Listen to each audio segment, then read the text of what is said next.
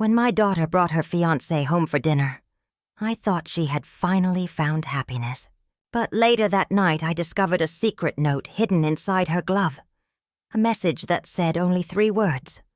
Mom, help me. And how all this happened. Let's start from the beginning. Before continuing, please subscribe and tell me where you're watching this story from, because what I'm about to tell you is still unbelievable. That evening, Linda Foster stood before the mirror, smoothing the folds of her deep maroon dress. It was her favorite, simple yet elegant, a reminder of better years when her family could afford little luxuries. At 55, Linda still looked graceful, her soft curls brushed neatly, and her eyes glowing with warmth. Tonight was special. Her daughter Nora was bringing her fiancé, Ethan Blake, home for dinner. The kitchen smelled of roasted herbs and baked cabbage pie. Linda had spent the whole day cooking with love, believing this dinner would be the start of a new chapter in her daughter's life. Nora had struggled for years to find a good man. She'd been hurt before, once deeply, and Linda had feared her daughter might never trust again. But everything seemed different when she met Ethan. He was an assistant district attorney, well-mannered, confident, and charming in every word. In just a few months, he had swept Nora off her feet. "He's kind, Mom," she'd said once, "and he makes me feel safe." Linda wanted to believe that. She really did. A knock on the door pulled her from her thoughts. She quickly removed her apron and smiled. When she opened the door, Nora stood there in a beige dress, her chestnut hair curled softly, and beside her was Ethan, tall and composed, holding a bouquet of white roses and a box of chocolates. "Good evening, Mrs. Foster," he said warmly, handing her the flowers. "It's a pleasure to finally meet you." Linda welcomed them in, and soon the family gathered around the dinner table. Her husband, Martin, came from the den, shaking Ethan's hand firmly. Conversation flowed easily. Ethan spoke about his work at the DA's office, about justice and fairness, about family values. He spoke with such conviction that Linda couldn't help but be impressed. But while Ethan charmed everyone, Linda noticed something subtle. Nora was unusually quiet. She smiled, but it didn't reach her eyes. She barely touched her food, and each time Ethan placed a hand on her shoulder, she tensed ever so slightly. At one point, Linda asked, "So, Ethan, tell me about your family." His smile faltered for just a moment. "My parents passed away years ago," he replied evenly. "I have a sister, Ivy.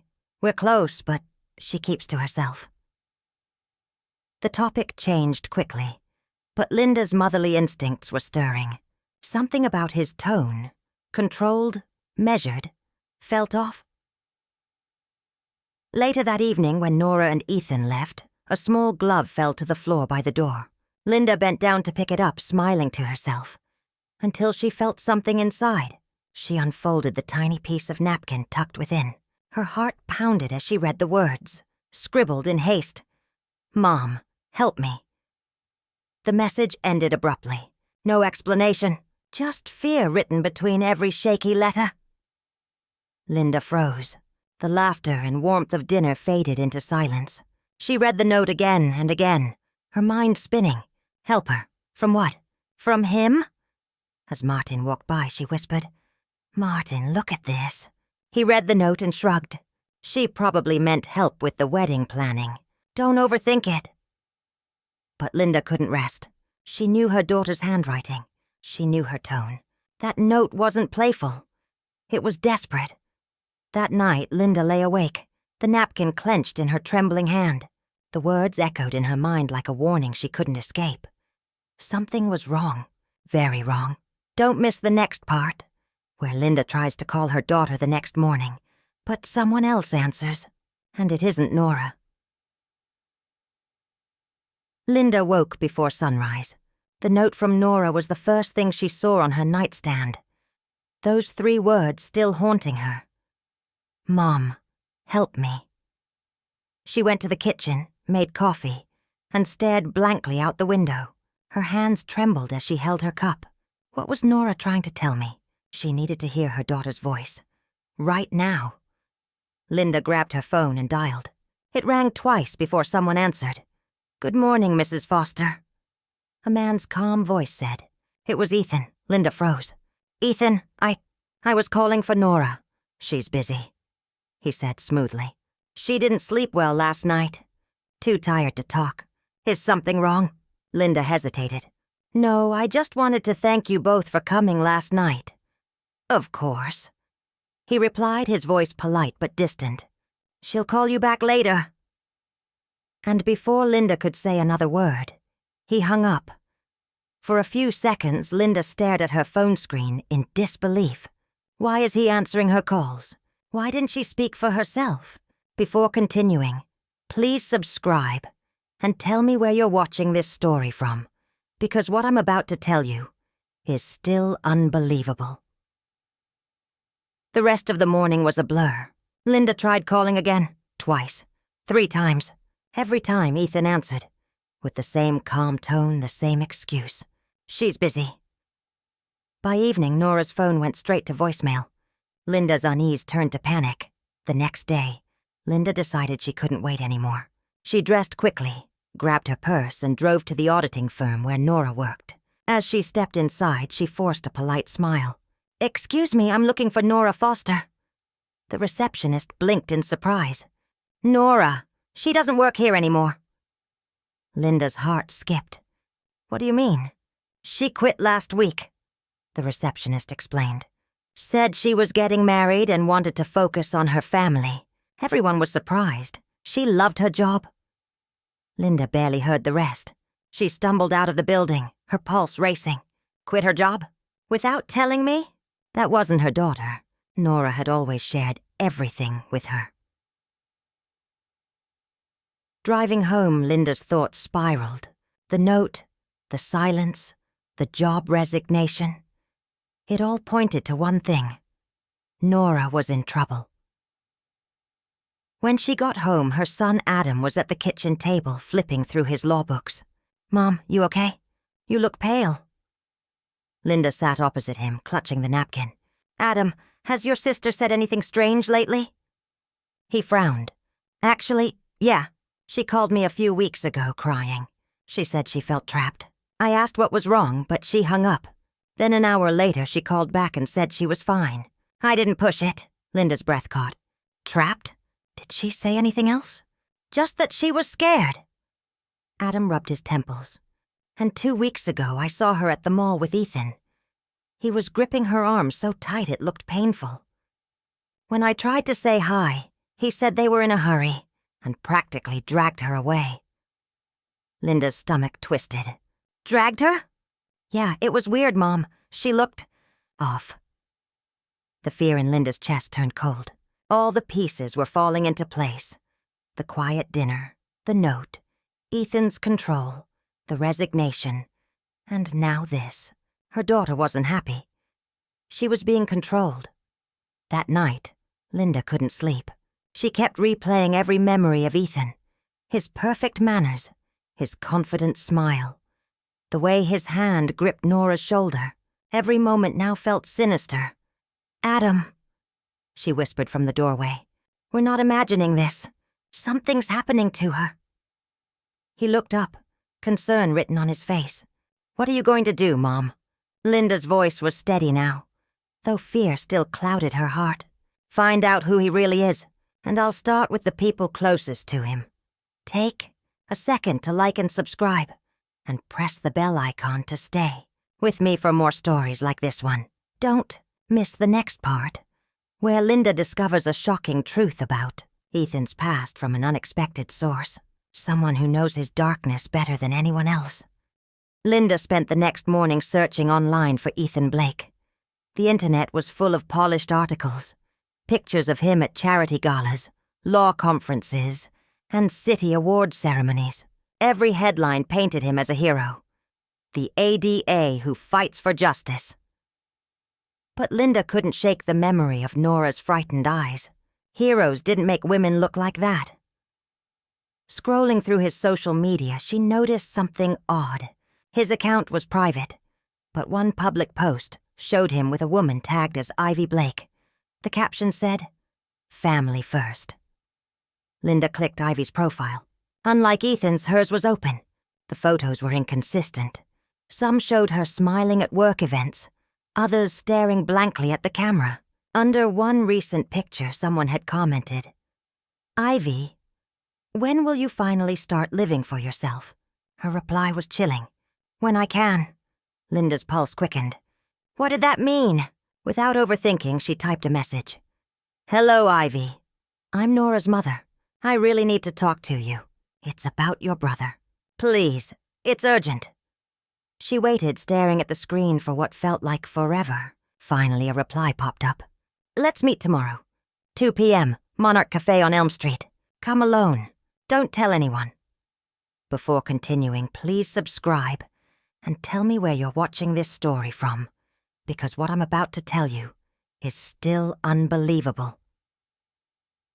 The next day, Linda arrived early. The cafe was small and quiet, filled with the smell of roasted beans and soft jazz. A woman in a red jacket sat near the window, her fingers nervously circling the rim of her cup. "Ivy?" Linda asked gently. The woman looked up, pale, tired, eyes shadowed with fear. "You must be Nora's mom." They sat across from each other. For a moment, silence hung between them until Ivy whispered, "You're worried about her, aren't you?" Linda nodded. "My daughter left me a note asking for help. I can't reach her. Ethan answers her phone, and she quit her job. Please, I need to know what's happening." Ivy's eyes filled with tears. "You remind me of my mother," she said quietly. "She always made excuses for him. She thought he was perfect, but he's not. He never was." "What do you mean?" Linda asked softly. Ivy took a shaky breath. "Ethan's been like this since we were kids. Controlling, manipulative. When I was 10, he told me what to wear, who to talk to. If I disobeyed, he'd lie to our parents so I'd be punished. They thought he was an angel. Top grades, polite, charming. But at home, he was a tyrant." Linda's heart pounded. "And as an adult, it only got worse," Ivy continued. "When our parents died, he became the authority. He said he was protecting me. But really, he wanted control. He tracked my calls, monitored my friends, even sabotaged my relationship. When I tried to move out, he threatened the man I loved. Had him arrested on false charges. After that, I stopped fighting." Linda's hands trembled. "My God, he thinks he's saving people by owning them," Ivy said bitterly. "Your daughter, she's his new project. He'll isolate her, then control every part of her life. That's how he works." Linda's voice cracked. "Then help me stop him, please." Ivy looked around nervously. "There's more. Ethan isn't as perfect as he seems. He's protecting an underground casino run by a criminal named Sterling Yates. He gets paid to cover for them. Bribes, false reports, the works. And," she hesitated, lowering her voice, "he had an affair with his boss's wife, Elena Ward. When she found out he was marrying your daughter, she went mad. She's been collecting proof, recordings, photos, documents, everything that could destroy him." Linda's breath caught. "Proof?" "If you want to save Nora," Ivy whispered, "you need to find Elena. She's your only chance. But be careful. Ethan watches everyone, even me." Linda's eyes burned with determination. "Where can I find her?" "I'll contact her," Ivy said. "If she agrees to meet, I'll send you the details. But promise me something." "What?" "Don't tell anyone. Not even your husband. Ethan has eyes everywhere." Linda nodded, gripping Ivy's trembling hand. "I promise. And thank you." When she left the cafe, the cold air stung her face, but she felt something she hadn't felt in days. Hope. Nora wasn't alone anymore.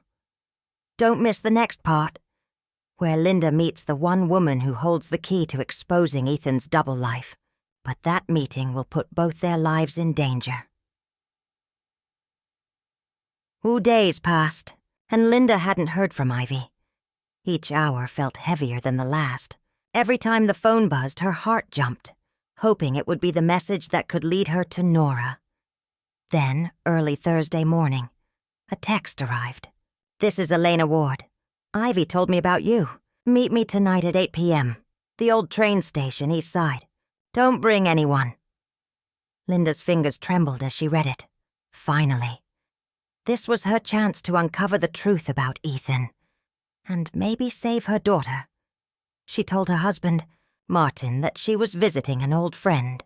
She didn't want him to worry, or worse. Alert Ethan if he somehow called. Something inside her told her this was dangerous. But the thought of Nora's fearful eyes pushed her forward. As night fell, Linda parked her car a block away from the abandoned station. The building stood dark and silent, with cracked walls and faded paint.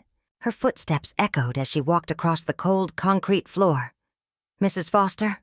A soft voice called from the shadows. Linda turned. A woman in a black coat stepped out.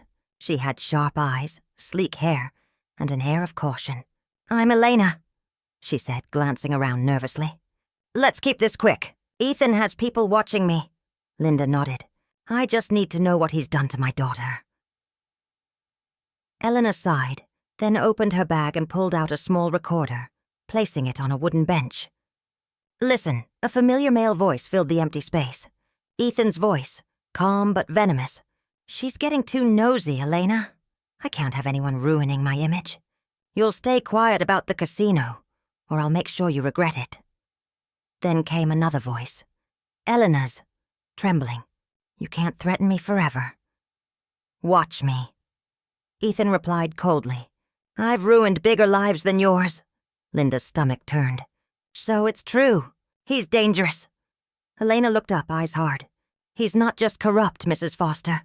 He's violent. A few months ago, a reporter tried to expose him. The man vanished. The police ruled it a travel accident. But everyone knew Ethan arranged it." Linda swallowed hard. "And now my daughter's with him." Elena nodded grimly. "He uses charm to trap women, then isolates them. Nora's his new puppet. But I've been collecting proof. Emails, bank transfers, voice recordings. Enough to destroy him publicly." Linda's voice shook. "Then let's take it to the police." Elena hesitated. "It's not that simple. He has friends in high places. Judges, officers, prosecutors. If we go too soon, he'll know, and your daughter will be the first to pay." Linda's eyes filled with tears. "Then what can I do?" Elena leaned closer. "We need to be careful. There's a safe house in the North District. An old apartment under a fake name. I'll give you the key. Take Nora there once you get her away. I'll bring the evidence when it's safe." Linda clutched the key tightly. "You're risking your life for this," Elena smiled faintly. "He took everything from me, Mrs. Foster. I won't let him do the same to your daughter." A loud noise cut through the night. A door creaked somewhere in the building. Both women froze. "Did you hear that?" Linda whispered. Elena's face went pale. "Run!" They grabbed their things and hurried toward the exit. Behind them, footsteps echoed. Slow, deliberate, and heavy. Linda turned once, just in time to see a dark figure stepping from the shadows. She couldn't see his face, but she recognized the posture. Tall, confident, familiar. It was Ethan. He called out softly, "Leaving so soon, Mrs. Foster." Her breath caught. "How did you—" Ethan smirked. "You should have stayed out of my business." Before she could move, Elena shoved Linda toward the exit. "Go!" she hissed. "Don't stop!"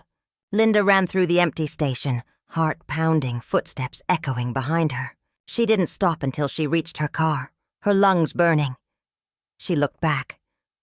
The platform was empty. Elena was gone. Tears welled in Linda's eyes. She started the car and sped away, clutching the key Elena had given her. Please, God, let her be safe. When she reached home, her phone buzzed with a new message from an unknown number. You shouldn't have met her. No name. No signature. Just a threat. Linda's hands shook. She deleted the message. But the fear lingered like a shadow she couldn't escape. Don't miss the next part, where Linda's search takes a darker turn as she discovers what really happened to Elena after that night, and how Nora's life is now in immediate danger. The morning after the encounter at the train station, Linda barely slept. Every creak of the house made her flinch. Every phone vibration made her heart race. She kept replaying Ethan's words in her head. "You should have stayed out of my business." She couldn't tell Martin or Adam. If Ethan truly had eyes everywhere, she couldn't risk a single mistake. The only thing keeping her steady was the cold metal key in her pocket. The one Elena had given her. It was proof she wasn't imagining things. But Elena hadn't called. No messages, no updates. Just silence. Linda waited 2 days before she finally drove to the North District. She followed the address scribbled on a crumpled paper Elena had slipped her that night. The apartment was tucked behind an old bakery, barely noticeable. She climbed the narrow stairs and unlocked the door. The room smelled faintly of dust and stale air, but it was safe. Quiet. Hidden. There were only a few pieces of furniture. A table, a couch, and a small lamp. On the table sat an envelope with her name written in hurried handwriting. Linda. Her pulse quickened as she opened it. Inside was a short note. "If you're reading this, I didn't make it. The flash drive inside contains everything. Ethan's bribes, recordings, and evidence. Hide it well. Trust no one until your daughter is safe." A small silver USB drive was taped beneath the letter. Linda's knees gave way, and she sank onto the couch, tears filling her eyes. Elena's gone? She felt a rush of guilt. The woman had risked her life to expose Ethan, and now she was probably dead. She whispered to the empty room, "I'll finish what you started. Before continuing, please subscribe and tell me where you're watching this story from, because what I'm about to tell you is still unbelievable." When Linda returned home, she locked the flash drive in a small jewelry box in her dresser. That night she sat beside Martin at dinner, forcing herself to smile, to act normal. "How's Nora?" he asked casually. "Still not answering?" Linda shook her head. "No, but I'll reach her soon." Inside she was screaming. After dinner she stepped outside with her phone and called Adam. "Meet me at the park near the old church. Don't tell your father." He arrived within 20 minutes, concern etched across his face. "Mom, what's going on? You look like you haven't slept in days." Linda looked around before whispering, "Adam, Ethan isn't who he says he is. He's dangerous, and I think he's hurt someone." Adam frowned. "That's a serious accusation." "I have proof," she said, gripping his arm. "But I need your help. You're studying law. You'll know what to do with it." She handed him the flash drive. "Keep it safe. Don't open it on your laptop, not anywhere near home. Use the public library's computers. I think it has everything. Recordings, bank statements, evidence of his corruption." Adam looked stunned. "Mom, if this is true, you can't handle it alone. We should go to the police." Linda shook her head. "No, Ethan has connections there. We can't trust anyone yet." For a moment, Adam didn't speak. Then he sighed. "All right, I'll check what's inside. But please, promise me you'll be careful." She smiled weakly. "I will." They hugged before parting ways, unaware of the shadow standing behind a tree, watching them. The next morning, Linda received a call from a number she didn't recognize. "Hello? Mrs. Foster," a cold voice said. "Your son has something that belongs to me." Her heart froze. "Who is this?" "You already know." Ethan replied calmly. "Bring me what he took, and no one gets hurt." Linda's breath caught. "What have you done to my son?" "I'm giving you a chance to fix this," he said. "You have 24 hours. After that, I won't be so forgiving." The line went dead. Panic surged through her. She tried calling Adam, but his phone went straight to voicemail. She called again. And again. No answer. Her hands shook as she whispered, "No. Please, no." She raced to the library where Adam had planned to check the drive. The librarian remembered him. Yes, he was here an hour ago. He left in a hurry. Seemed upset. Linda ran outside, scanning the street, shouting his name. Nothing. Then she saw it. a phone lying on the sidewalk near the curb. Her heart dropped as she picked it up. It was Adam's. The screen was cracked, and one message glowed on display. "Mom, I think someone's following me." The message ended mid-sentence. Linda's knees weakened as fear swallowed her whole. Ethan wasn't bluffing. He had taken her son. Don't miss the next part, where Linda races against time to save Adam and Nora. But what she discovers next will shatter everything she believed about her family and Ethan's real motive. Linda's world spun out of control. Her son was missing, her daughter unreachable, and the man she once thought would become family was the very monster destroying it. She couldn't go to the police, couldn't trust anyone, and the clock was ticking. She gripped Adam's broken phone in her trembling hand, her breath coming in sharp, uneven gasps. 24 hours. That's what Ethan had said. 24 hours to hand over the evidence, or lose everything. As the sun dipped below the horizon, Linda sat in her car, staring at her reflection in the rearview mirror. Her eyes were swollen from crying, but beneath the fear was something new. Fury. "No," she whispered to herself. "He doesn't get to win." She knew she couldn't fight Ethan alone, but maybe, just maybe, she could outsmart him. Before continuing, please subscribe and tell me where you're watching this story from, because what I'm about to tell you is still unbelievable. Linda drove straight to Ivy's apartment. When she knocked, there was no answer. The hallway smelled faintly of paint and old carpet. She tried again, louder this time. "Ivy, it's Linda. Please open up." After a tense moment, the door opened a crack. Ivy stood there, her eyes red, her face pale. "Linda, what are you doing here?" Linda stepped inside quickly. "He has Adam, my son. He called me. He knows about the flash drive." Ivy's face drained of color. "Oh my God. I told you he watches everything. You need to disappear." "I can't," Linda said firmly. "He has my children. I'm not running. Not without them." Ivy pressed her hands together, trembling. "Then you need to know the truth before you make your next move." She walked to a small drawer and pulled out a faded photograph. Ethan standing beside a younger man. "This was Sterling Yates," she said softly. "He used to work with Ethan. They started the illegal casino together. Drugs, laundering, payoffs. But then Sterling got greedy. He wanted control. Ethan turned on him, gave his name to the DA's office to save himself. Sterling disappeared."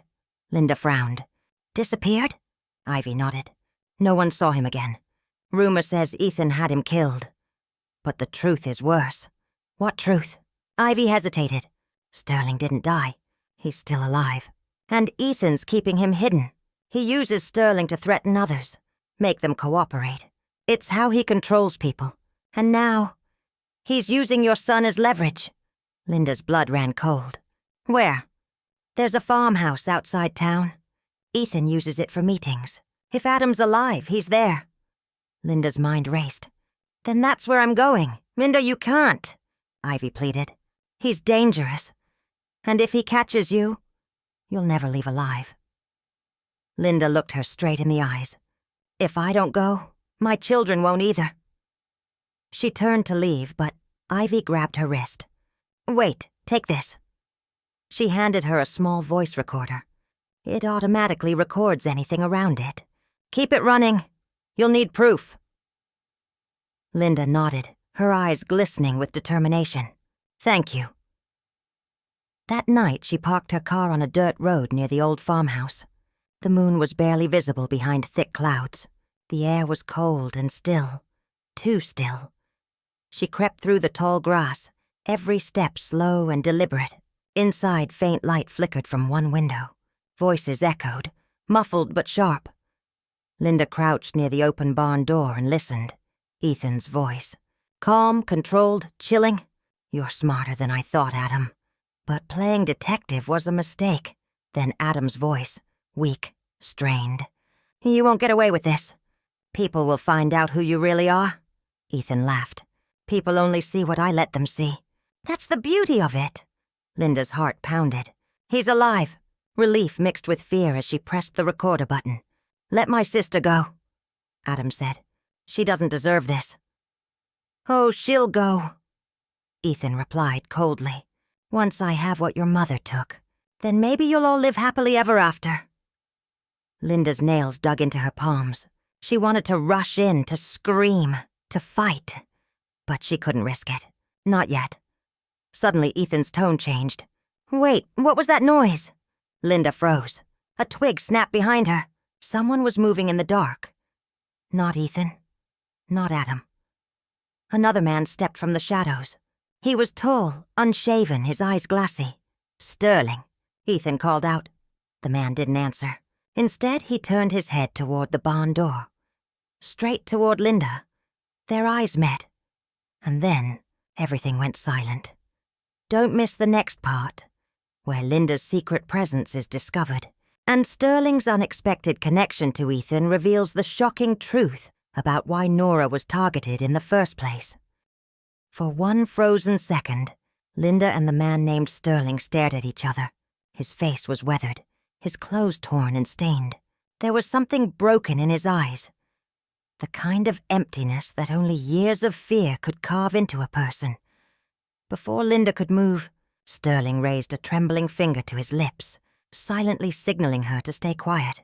Then, slowly, he turned toward the barn and walked back inside. From where she crouched, Linda could hear Ethan's irritated voice.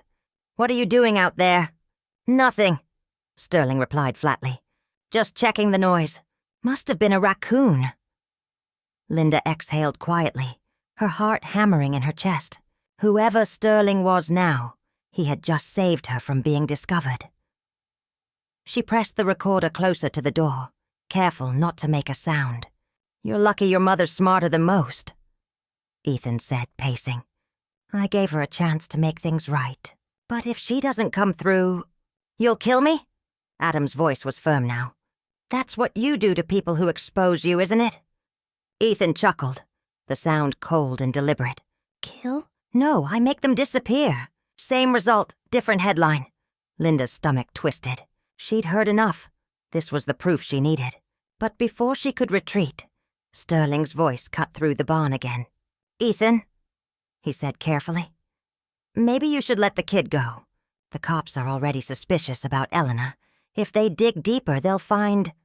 "Don't say her name," Ethan snapped. "She was careless, and she paid for it." Linda's hand flew to her mouth. "So Elena is dead." There was silence, followed by a sound. A blow. A grunt. Sterling had been struck. "Remember your place," Ethan said coldly. "You owe me your life, Sterling. Without me, you'd still be rotting in that cell." Sterling didn't respond.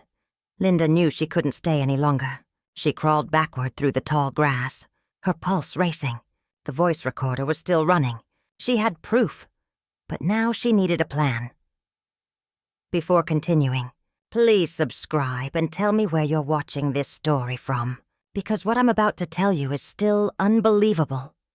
By dawn, Linda was back in her car, hands gripping the steering wheel so tightly, her knuckles turned white. She played back the recording. Ethan's threats, Sterling's warning. Every word captured clearly. It was enough to expose him. But how could she use it without putting Adam and Nora in more danger? As she thought, her phone buzzed.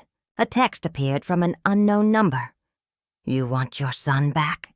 Bring the drive to the lakeside cabin at 6 p.m., alone." Her heart clenched. "He's moving them."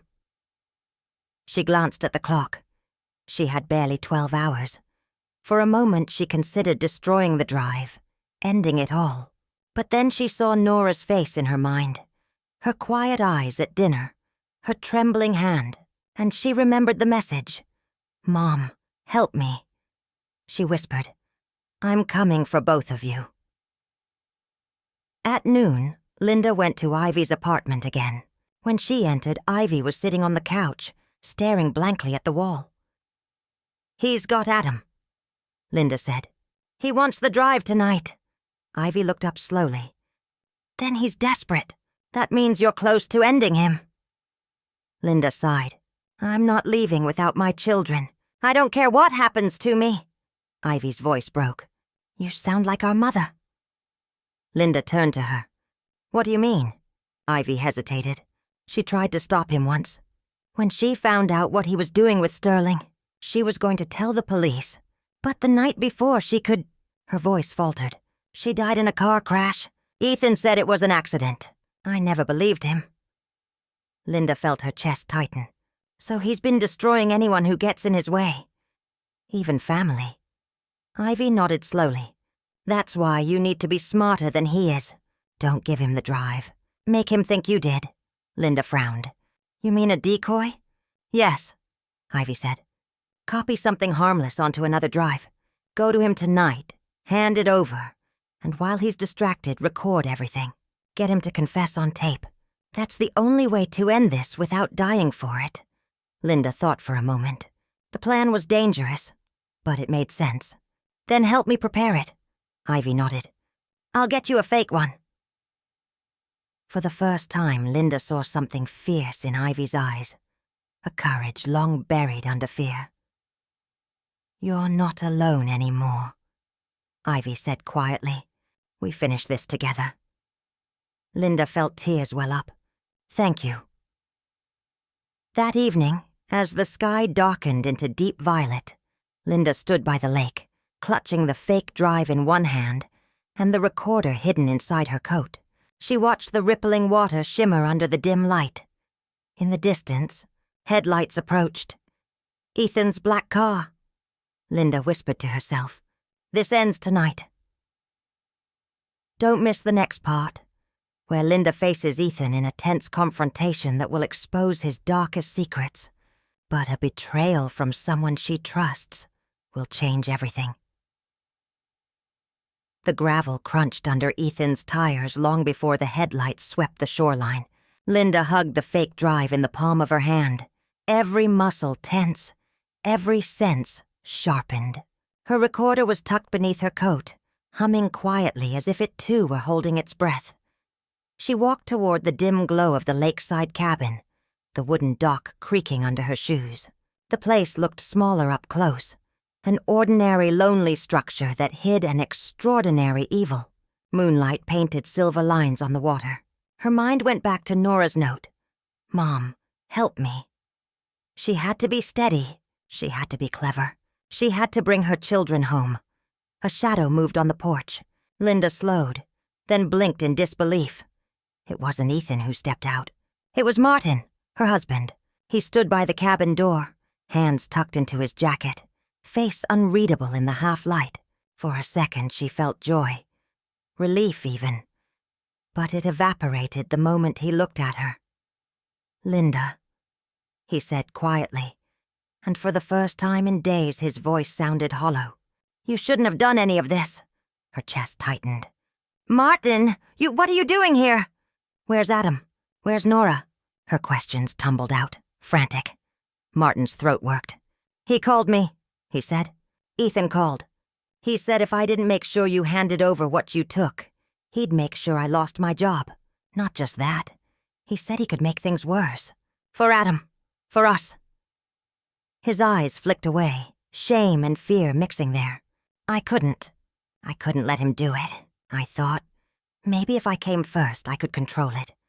Linda felt the world tilt. You knew? Her voice broke. You knew you were helping him? I tried to find another way. I called a number. Someone said if I cooperated, he'd let Adam go. I thought I was saving our son.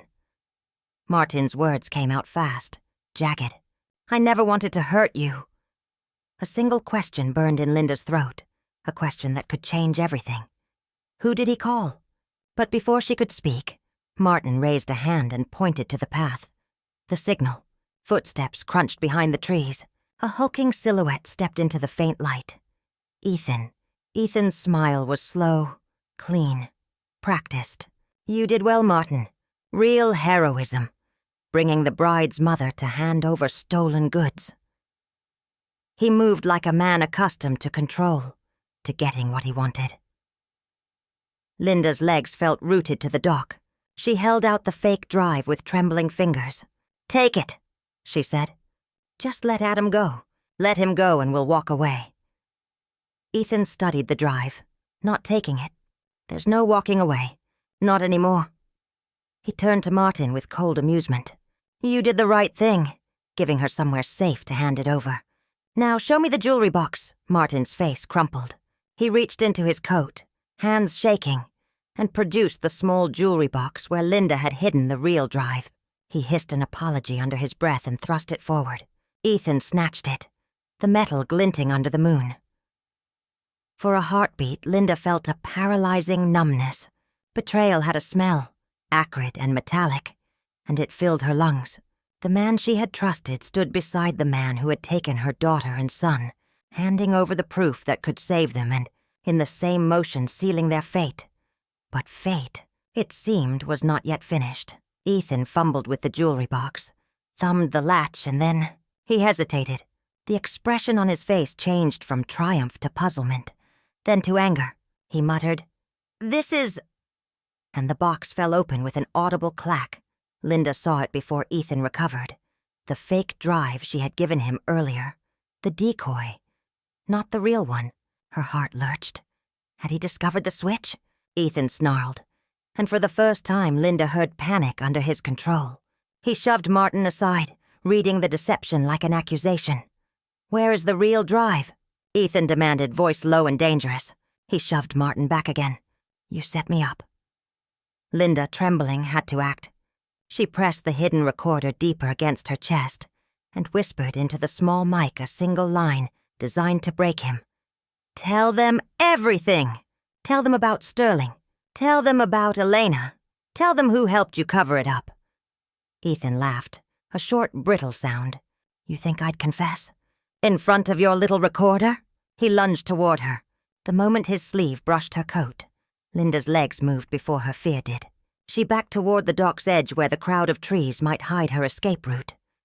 At that instant, a sound split the night, a siren wailing from the far road, growing nearer. Someone had called it, someone who'd been watching, waiting for the moment Ethan broke. Whether by plan or chance, the law's distant cry shifted the balance. Ethan cursed and strode to the car, keys flashing. He whispered over his shoulder, "This isn't over," and sped away into the night, tires throwing pebbles into the darkness. Linda sank onto the wood of the dock in a trembling heap. Martin stood beside her, broken and speechless. She held her recorder like a lifeline. They had the confession, however incomplete, and a sense that the next moves would be harder, hungrier, and more dangerous than anything they had done so far. What would you do if the person you trusted most betrayed you at the moment you needed them most? Don't miss the next part, where the recording is played to someone powerful. A decision is made that could put Ethan on the run. But someone close to Linda will make a shocking choice that changes everything. The sirens faded into the distance as Linda and Martin sat by the lake, too shaken to speak. The wind tugged at Linda's coat, and in the faint moonlight she could see the fear written across her husband's face. You lied to me, she whispered finally, her voice trembling but steady. You worked with him behind my back. Martin swallowed hard. I was trying to protect our son. I thought if I did what he said, Ethan would let Adam go. I never wanted this. Linda turned her face away, tears sliding silently down her cheeks. You don't protect your family by betraying them. You protect them by standing up for them. For a long moment, neither spoke.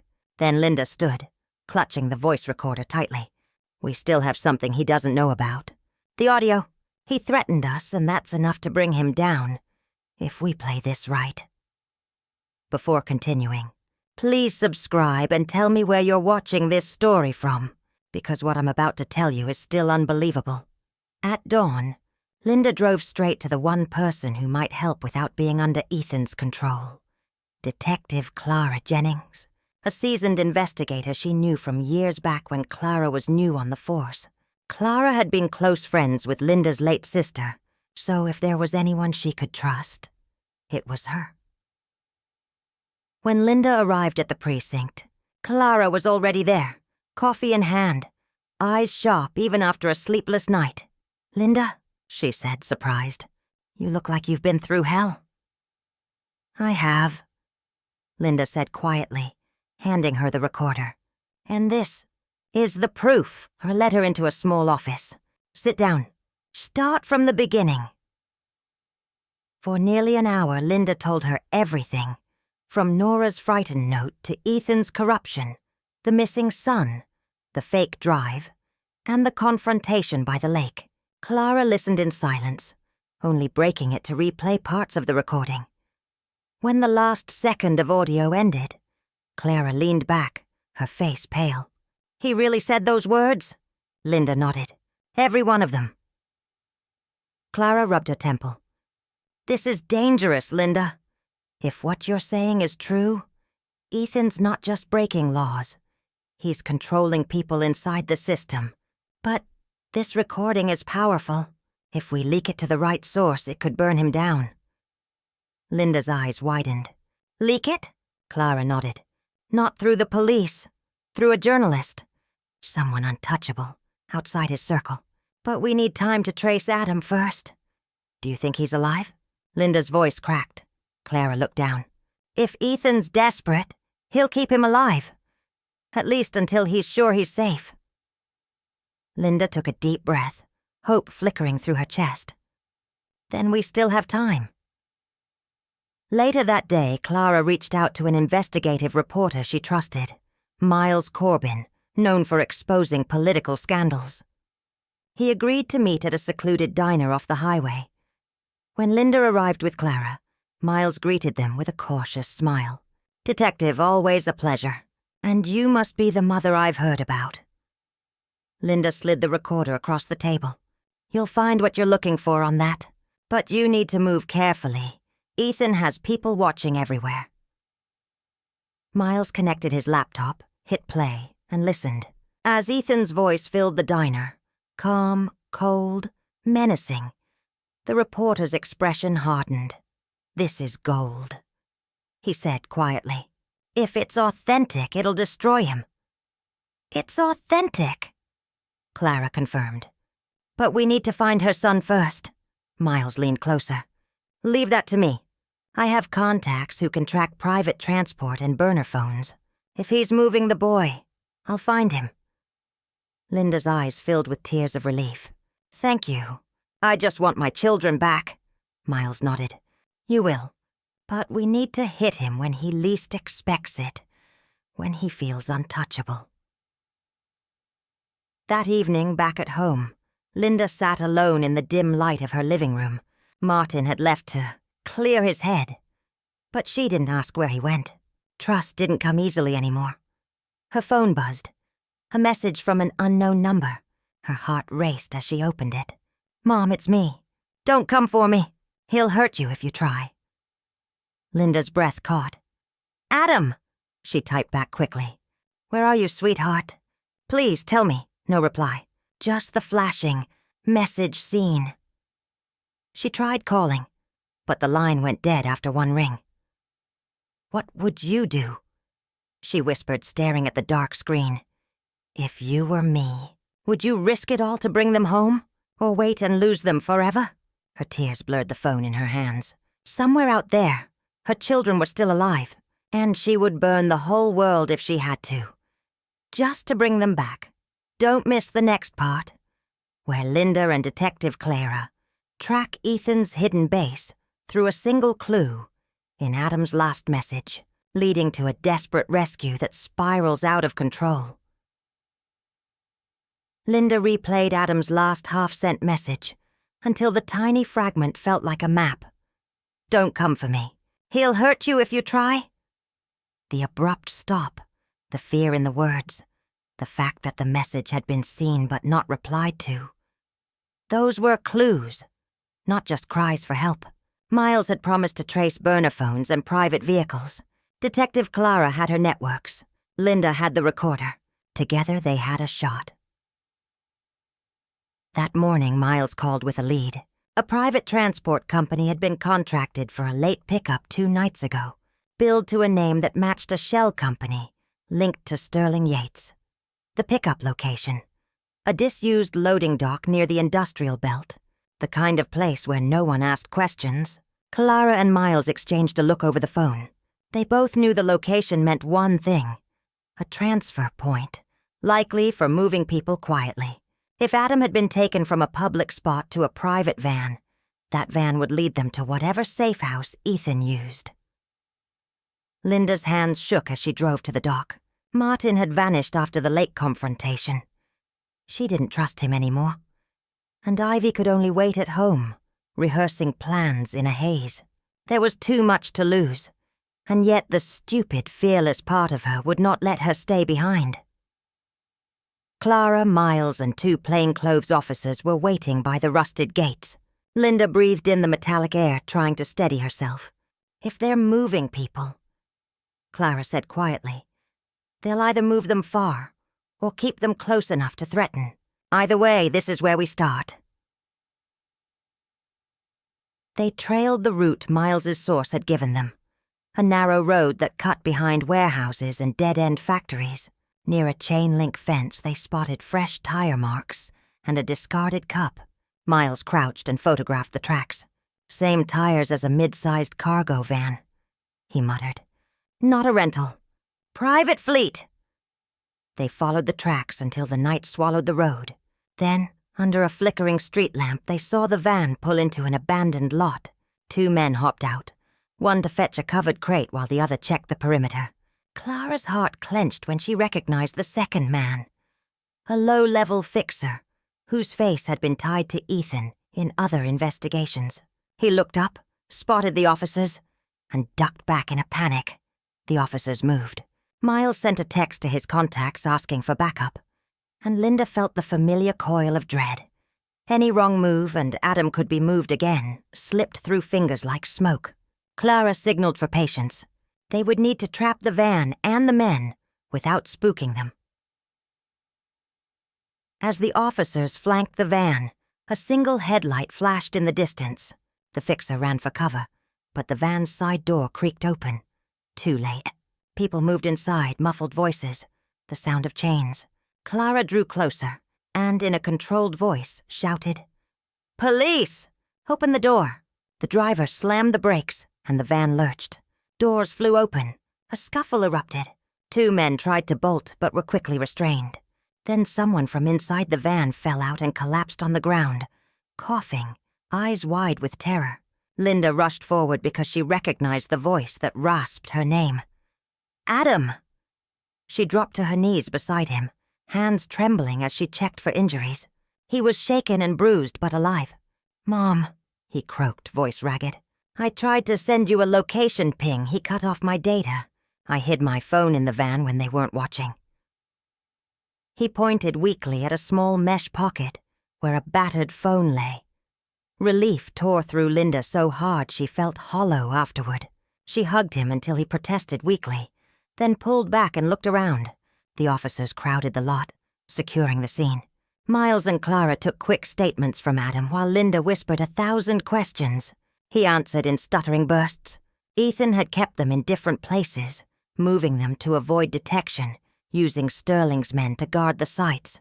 Adam had managed to whisper a fragment of an address before they were forced into the van. A storage yard north of town. But the victory was immediate and fragile. As Adam recounted the final moments before rescue, a cold dread crept into Linda's spine.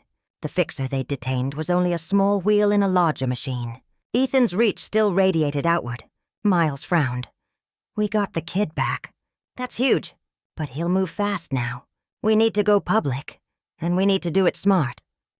Linda looked at the officers, at Clara, at Miles, at Adam, and felt the weight of the next choice. Public exposure would put Ethan on the run, but it would also put a target on their backs. Yet to do nothing was to let him live on. She picked up the recorder from her coat and held it like a promise. Tonight they would decide which battle to pick. Don't miss the next part, where Linda and her allies force a dangerous public confrontation that could finally bring Ethan to his knees. But a shocking betrayal will tear their plan apart. The plan had felt brittle and perfect all at once. A daytime press conference at City Hall. Miles's camera crew streaming live, Detective Clara standing ready with a small task force, and Linda clutching the recorder that held Ethan's voice like a smoking gun. They chose mid-morning because the Civic Center would be busy, and the cameras would get attention fast. If the recording played and the evidence from Elena's flash drive was laid out, Ethan would have nowhere to hide. It would be public, undeniable, and the pressure would force a real investigation. Linda arrived with Adam by her side. He walked stiffly, still healing from the van rescue, but his eyes were fierce with a new determination. Ivy stayed home, pale but praying. Martin was nowhere in sight. Linda assumed he would not show. She still didn't trust him. She could hardly believe how far things had spiraled. From a dinner gathering to national scandal. Every breath felt like walking on glass. Clara hustled them into a small conference room that overlooked the municipal steps. Miles paced, connecting his laptop to the live stream. A handful of local reporters trickled in. A national network had sent a producer who had agreed to keep the feed rolling if they had something solid. Clara's officers were positioned just outside the doors, quiet as ghosts, radio earpieces in place. This was the moment to pull everything together. "Once we go live, we have to be surgical," Miles told them, voice low but steady. "We play the recording, show the drive's contents, and have the reporter call for an immediate inquiry. People will react. We stay calm. Let the law do the rest." Linda clutched the recorder. Her hands barely stopped shaking. She thought of Nora's note, of Elena's last gamble, of Adam's frightened messages. This needed to work. There was no other way. The feed went live. Miles stepped forward, graying hair tucked into a cap. He introduced them, framed the story, and said the words Linda had practiced in 1,000 sleepless hours. "We have evidence suggesting a sitting assistant district attorney is involved in corruption, obstruction, and threats. We will play a recording now. Listen carefully." Ethan's voice came through the small speakers, cold, casual, ruthless. The room grew ice quiet. Linda watched faces change from polite curiosity to alarm. The national producer's fingers flew over a console. The view count climbed. Miles queued up Elena's files on the screen, and the dam of reputation that had protected Ethan began to crack. Then everything changed.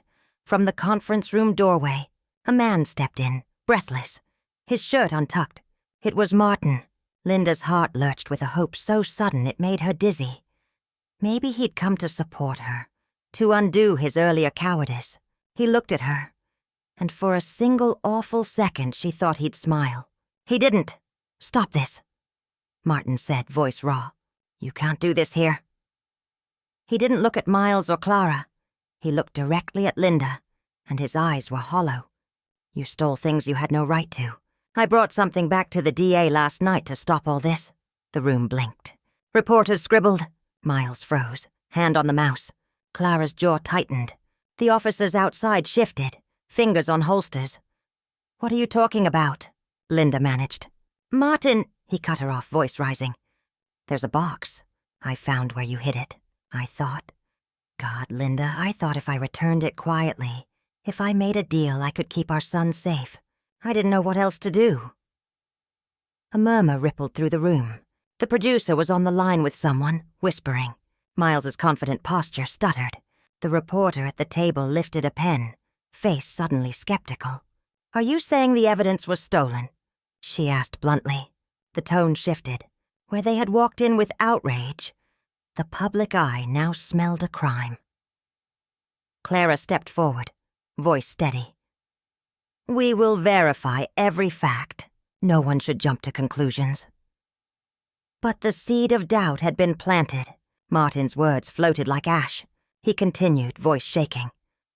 "I handed evidence to an officer I trusted. I didn't know—" He stopped, and for a moment, Vanessa the producer clicked off the live stream. Ethan's name, which had been hanging in the air like an accusation, suddenly felt like a counterclaim. In one swift move, a new narrative formed. Did Mrs. Foster steal a flash drive and make false accusations? A bigger, more dangerous reaction followed.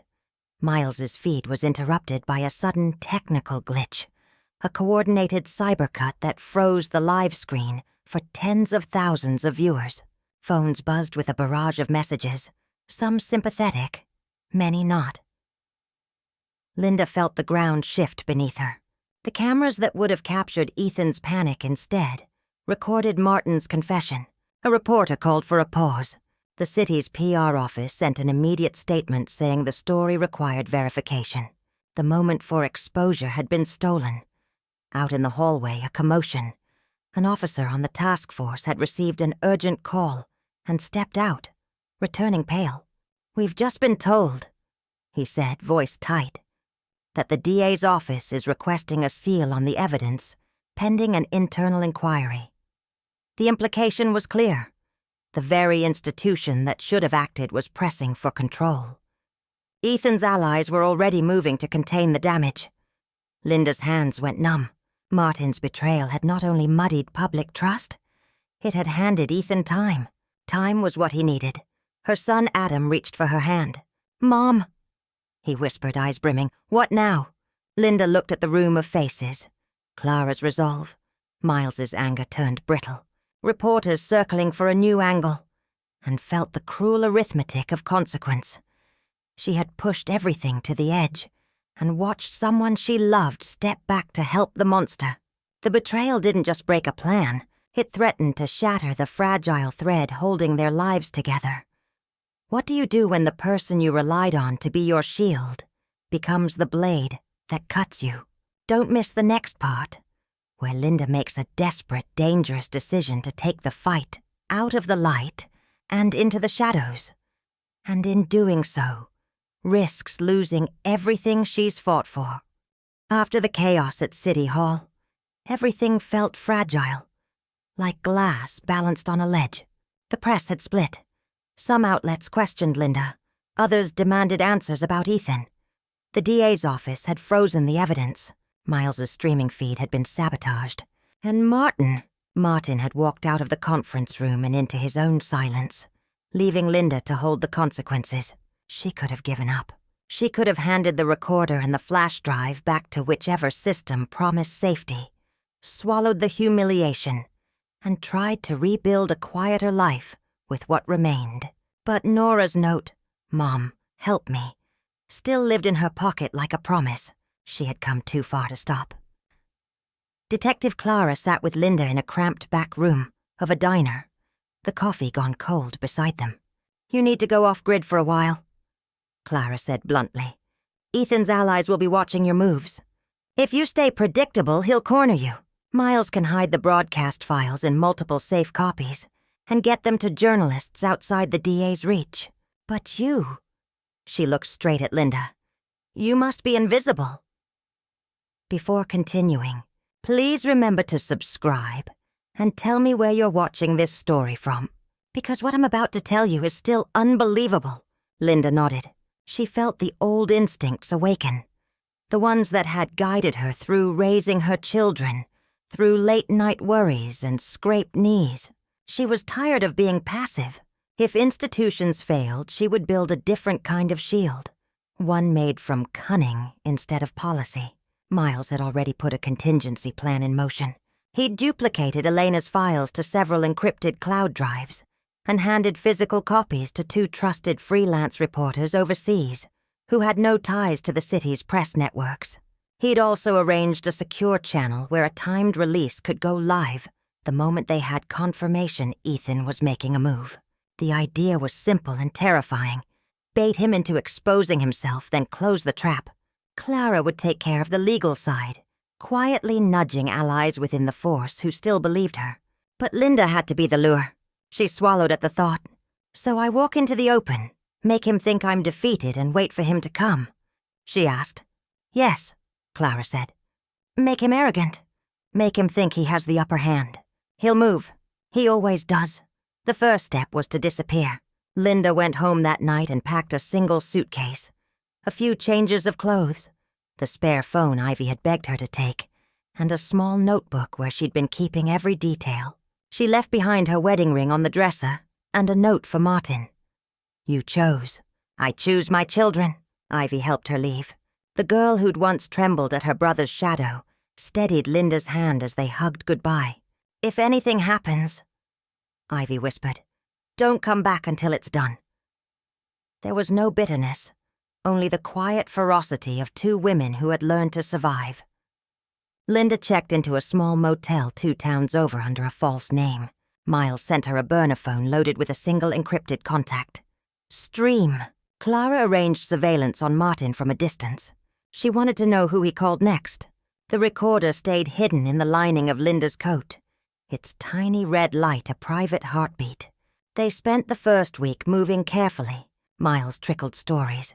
Small anonymous whispers about corruption links, planted in alternative outlets. Ethan grew impatient in the shadows. Linda watched him through the news, through the little bursts of gossip that followed each seeded article. He posted calm, polished statements about honor and service, but Linda could see the cracks. A denial here, an extra lawyer tweet there. He was pacing like a caged animal. Then came the call that changed everything. An anonymous tip that a key witness, a low-level associate in Sterling's circle, was being moved tonight to a secure location for protection. Ethan would want to silence anyone who might sing. If they could intercept that movement, they could force Ethan to react publicly. Linda felt the old terror and an almost irrational exhilaration. This was the moment they had built toward. Bait and flush.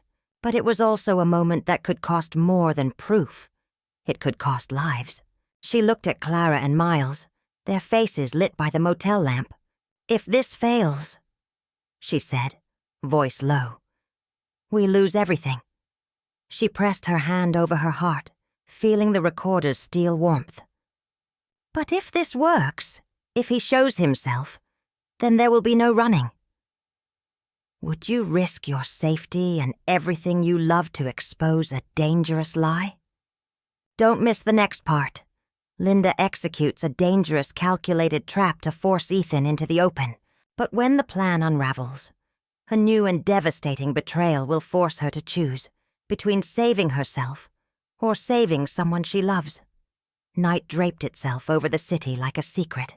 Heavy and breathless, Linda sat in the passenger seat of Clara's unmarked car, her palms damp against her knees. They were parked near the service road leading to the transfer point.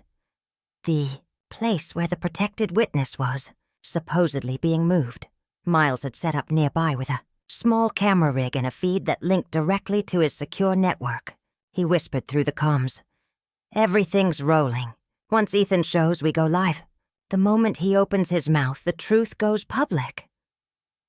Linda stared out the window, the reflection of streetlights streaking across her face. Do you think he'll come himself? She asked quietly. Clara exhaled slowly. If he believes the evidence is destroyed and the witness can tie him to Sterling, he'll come.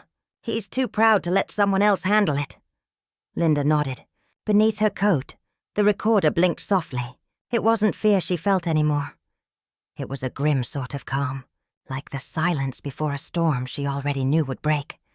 Before continuing, please subscribe and tell me where you're watching this story from, because what I'm about to tell you is still unbelievable.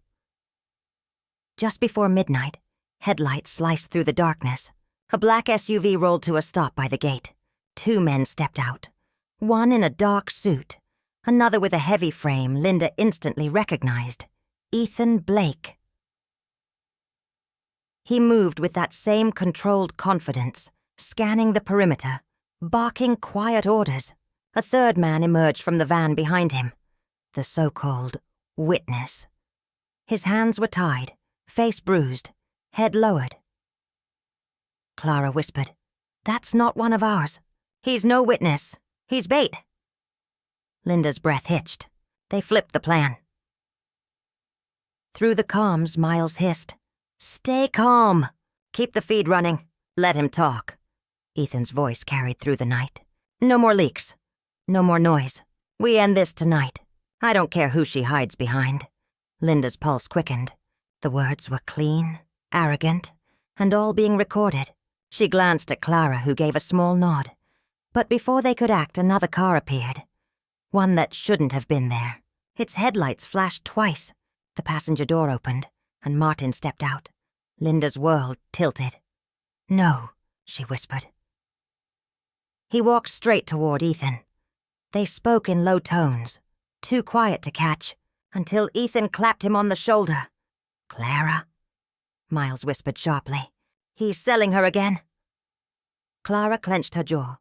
"Not this time." She reached for her radio, signaling the officers to move. But just then, Ethan lifted a hand, and the witness was shoved to the ground. A gun glinted under the floodlight. Martin flinched. "You said no one gets hurt." Ethan's tone was ice. "I said no one gets hurt if she gives me what I want. But now I think a message is better." Linda couldn't stay still. She threw the car door open before Clara could stop her, and ran across the lot, shouting, "Ethan! Don't you touch him!" Ethan's head snapped up. His eyes widened slightly. Not with surprise, but satisfaction. "Mrs. Foster, you never learn." Behind him, Martin froze, horror spreading across his face. "Linda, what are you doing here?" "Stopping you," she said, voice steady. "All of you." Ethan's smile was slow and cruel. "You think anyone will believe you after today? You're the unstable mother, the woman who faked evidence and cried corruption because she couldn't control her family." Linda took a deep breath. "You're right about one thing." She tapped the inside of her coat pocket. "I'm a mother, and that means I'm done being afraid." She pulled out the recorder. Its red light blinked in the dark. Ethan's smile faltered. "What's that?" "Every word you just said," she replied. "Every threat, every lie. It's all being streamed live to a journalist who doesn't work for anyone you own." Miles's voice came through the tiny speaker, clear and sharp. "Smile for the camera, Mr. Blake!" Ethan spun, realization flooding his face. The feed had been live the whole time. The commotion drew Clara's team from cover, officers surrounding the area in seconds. But in that chaos, one figure moved wrong. Martin. He stepped between Linda and Ethan, trembling. "Stop! Please, everyone!" A shot rang out. For a moment, no one breathed. Martin staggered backward, eyes wide, and collapsed to the ground. Linda screamed and dropped beside him. Ethan turned to run, but Clara's team tackled him before he reached the SUV. Linda pressed her hands to Martin's chest. "No, no, no. Stay with me, please." He coughed weakly, blood on his lips. "I'm sorry, Linda. I thought I could fix it. I thought—" His voice broke. "Tell Nora." I tried, and then silence. Linda's tears blurred everything. The flashing police lights, the shouting, the chaos. Until all she could hear was her heartbeat, and the faint hum of the recorder still blinking in her hand. It was over for Ethan. But it didn't feel like victory. It felt like ash. Don't miss the next part, where Ethan faces the full weight of his crimes, and Linda finally learns what really happened to Nora. A revelation that will break her heart all over again. The courtroom was packed. Weeks had passed since that night, but for Linda, time still moved differently. Heavy, uncertain, fragile. The headlines had changed everything. Assistant District Attorney arrested in corruption scandal. Illegal casino network exposed. Mother's secret recording brings down powerful official. But those words meant little to her. Justice had come, yes, but it had cost her a husband, her peace, and nearly her children. She sat quietly at the back of the courtroom as Ethan Blake entered, hands cuffed, the smirk that once defined him now gone. His lawyer whispered frantically, but Ethan didn't listen. His eyes swept the room until they found Linda. She didn't look away. Before continuing, "Please subscribe and tell me where you're watching this story from, because what I'm about to tell you is still unbelievable." The prosecutor, someone new, clean and fearless, began presenting the evidence. Elena's drive, the secret recordings, the footage from Miles's livestream, and Clara's testimony. The truth had been threaded together like a net, every lie Ethan told now. Tightening around him, Ethan finally stood to speak. "I was framed," he said calmly, the same tone he had used the night he'd charmed her family. "Mrs. Foster manipulated the evidence. She's unstable, obsessed." Linda rose slowly, her voice clear as a bell. "You're right. Mr. Blake, I was obsessed. Obsessed with saving my daughter from a man who thought power meant ownership." A murmur rippled through the courtroom. Even the judge paused. Ethan glared at her, jaw tightening. For the first time, his composure cracked. The trial lasted 3 days. When the verdict came, the air in the room was electric. The jury foreman stood. On all counts, guilty. The sound of the gavel echoed like thunder. Ethan's shoulders slumped as officers led him away. Linda didn't cheer. She just closed her eyes and whispered, "It's over." Outside the courthouse, rain had begun to fall. Reporters called her name, flashing cameras, microphones thrust forward. She gave no statement. She only said softly, "Justice isn't victory, it's survival." When she reached home, the small apartment felt quiet again. Ivy was there, sitting with Nora. Yes, Nora. Her daughter looked fragile, thinner, her eyes tired but alive. Ethan had kept her hidden in a remote cabin until the night of his arrest, and the rescue team had found her days later, frightened but unharmed. When Linda walked through the door, Nora rose unsteadily and fell into her arms. "Mom," she whispered, "I thought you'd never find me." Linda held her tighter than she ever had before. "You sent me a note," she said, smiling through tears. "You asked for help. I was never going to stop until I brought you home." They stayed like that for a long while, a mother and daughter stitched back together by pain and persistence. That evening, as the sky cleared, Linda sat by the window with a cup of tea, staring at the last streaks of sunset. Adam had dozed off on the couch. Nora sat beside Ivy, sketching quietly. Peace, fragile but real, had finally returned. Her phone buzzed. A message from Miles. "We aired the final report tonight. People are calling you a hero." Linda smiled faintly and replied, "I'm not a hero. I'm just a mother who refused to stay silent." She set the phone down and looked out the window. The streetlights flickered on, one by one, as if the world itself was exhaling after a long storm. Later that night, as the house grew quiet, Nora whispered, "Mom." "Yes, sweetheart? Do you think people like him ever really regret what they've done?" Linda looked toward the rain-speckled glass, her reflection faint beside the dark. "Maybe," she said softly, "but regret means nothing without change, and men like him, they only change when someone makes them." Nora nodded, her voice small.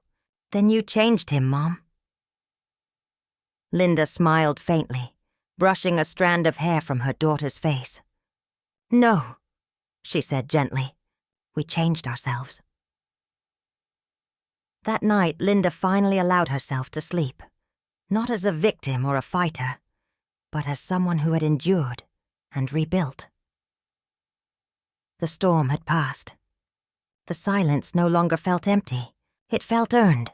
Sometimes standing up for the truth doesn't look like courage. It looks like exhaustion, loss, and sleepless nights.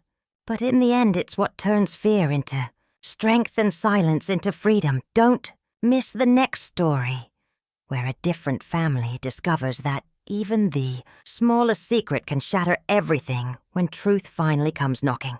Sometimes life takes turns we never expect. Every person in this story carried their own pain, their own choices, and their own consequences. Maybe you saw yourself in one of them. Or maybe it reminded you of someone you once knew. What do you think happened next? What would you have done if you were in their place? If you have any questions about what happened to the other characters, or if you want me to share more about them, just comment below. I read every message you leave, and your thoughts truly mean a lot to me. And if this story touched your heart, inspired you, or even made you think differently, Please take a second to like this video and subscribe to the channel. It helps me keep sharing stories that move people, open minds, and remind us we're all human at the end of the day. Your support keeps these stories alive. Thank you for watching, for feeling, and for being part of this journey. More powerful stories are coming soon.